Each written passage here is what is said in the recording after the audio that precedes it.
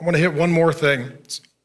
And sometimes God is directly present in your life because we're talking about how God is present in your life and speaks into your life. Sometimes it's direct. Sometimes it's through godly people. Sometimes people are like, God, speak to me. He's like, your friend was telling you the whole time. Sometimes God speaks to you. Sometimes God speaks to you through them.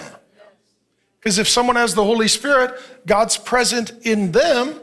And when they're present with you, God could speak through them. This is the role of a man named Elisha. He enters the story here. Up until this point, Elijah's been very lonely. Some of you have been very lonely. You're like, I just don't have any believing friends, somebody to pray with.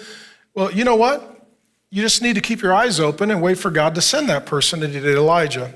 So 1 Kings 19 through 21, God just prophesied that he was sending Elisha. So he departed from there, Elijah did, and he found Elisha, the guy that God prophesied. Here's what's amazing. God calls Elisha by name, and God knows Elisha by name.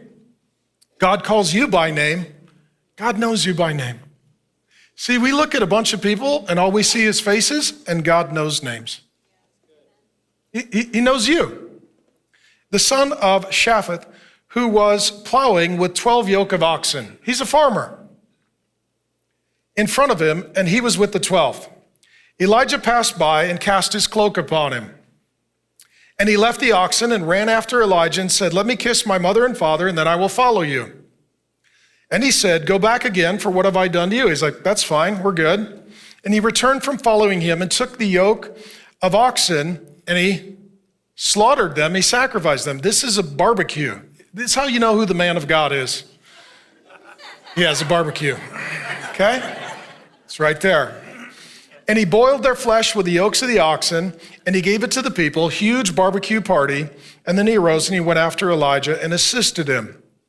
So God is present with Elijah, and then God sends Elisha to be present with Elijah. Now he's got a faithful friend.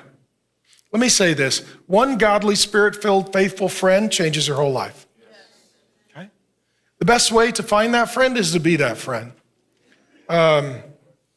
And I just want to honor my wife, Grace. She's my Elisha. I'm not saying I'm Elijah, but she's my Elisha. She's the most faithful, loyal, fierce, spirit-filled friend I've ever had. And I'm so glad it's a cute girl. So glad. And so thank you, baby, for being my Elisha. And so here we meet Elisha. He enters the scene. And sometimes everything changes when the person who's filled with the Holy Spirit and loves the Lord shows up. Like, life changes. It's a world filled with horrible people, but here's one great man of God. That makes all the difference. You don't need a lot of friends. You just need one or two that really love the Lord. Okay? It's not about how many, but about how deep. And so here, Elisha, his name means God saves. He loves the Lord. He did really exist. Jesus mentions him in Luke chapter 4, verse 27. And Elijah is older and Elisha is younger. And so it's like a spiritual father-son relationship. We have physical fathers and mothers, and we have spiritual fathers and mothers. There's a corollary of this in the New Testament with a man named Paul, who's like Elijah.